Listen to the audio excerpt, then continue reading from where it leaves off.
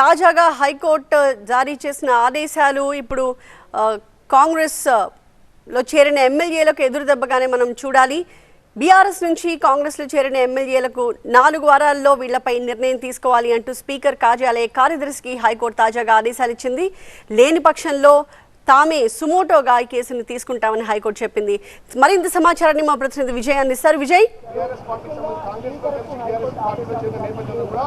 Speaker ఏ నిర్ణయం తీసుకుంటారన్నది ఇప్పుడు అన్ని రాజకీయ పార్టీలు ఆసక్తిగా ఎదురుచూస్తున్నాయి. ఎందుకంటే ఇది ఒక బెంచ్ గతంలో 2014-18 తెలంగాణలో జరిగినటువంటి ఇష్యూస్ను కూడా కోర్టు దృష్టికి తీసుకొచ్చినప్పుడు కోర్టు ఈసారి చాలా క్లియర్గా అసెంబ్లీ సెక్రటరీకి ఆదేశాలు జారీ చేసింది.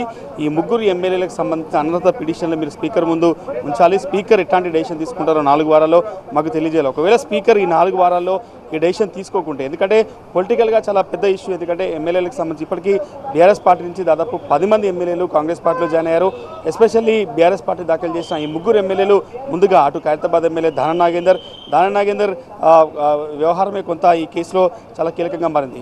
దానం నాగేందర్ ముందుగా పార్టీ మారారు. ఆయన తర్వాత స్టేషన్ కాన్పూర్ ఎమ్మెల్యేగా ఉన్న కడియం శ్రీహరి పార్టీ మారారు. దాంతోపాటుగా భద్రాచలం ఎమ్మెల్యేగా ఉన్న తెల్లం వెంకట్రావు, ఈ ముగ్గురు కూడా పార్టీ మారిన తర్వాత బీఆర్ఎస్ పార్టీ తరఫున ఎమ్మెల్యే కౌశిక్ రెడ్డితో పాటుగా ఎమ్మెల్యే వివేక్ ఇద్దరు కూడా అఫీషియల్గా పార్టీ తరఫున కోర్టులో పిటిషన్ దాఖలు చేశారు.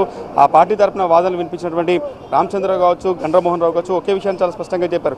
గతంలో సుప్రీంకోర్టు అనేక ఆదేశాలు ఇచ్చింది, అనేక రాష్ట్రాల్లో హైకోర్టు కూడా ఈ ఇష్యూకి సంబంధించి జడ్జిమెంట్లు ఇచ్చాయి. కాబట్టి ఖచ్చితంగా ఈ ముగ్గురు పైన అనర్హత వేటు వేయాలన్నది ప్రధానంగా వాళ్ళు వాదించారు. వాళ్ళ వాదనతో ఏకీభవించిన హైకోర్టు 4 వారాల సమయం తెలంగాణ అసెంబ్లీ స్పీకర్ గడ్డం ప్రసాద్ కుమార్కి ఇచ్చింది. 4 వారాల్లో ఈ ముగ్గురు ఎమ్మెల్యేలకు సంబంధించిన అనర్హత మీద కోర్టు డెసిషన్ తీసుకుంటుందా? ఒకవేళ కోర్టు డెసిషన్ తీసుకోకుంటే మళ్ళీ సుమోటోగా తెలంగాణ హైకోర్టు ఈ పిటిషన్ విచారణ చేస్తామని చెప్పింది. కాబట్టి స్పీకర్ ఎట్లాంటి నిర్ణయం తీసుకోవడానికి మాత్రం చాలా ఆసక్తి మారింది. తెలంగాణ రాష్ట్ర రాజకీయాల్లో స్పీకర్ తీసుకోబోయే నిర్ణయం అత్యంత కీలకం కానుంది.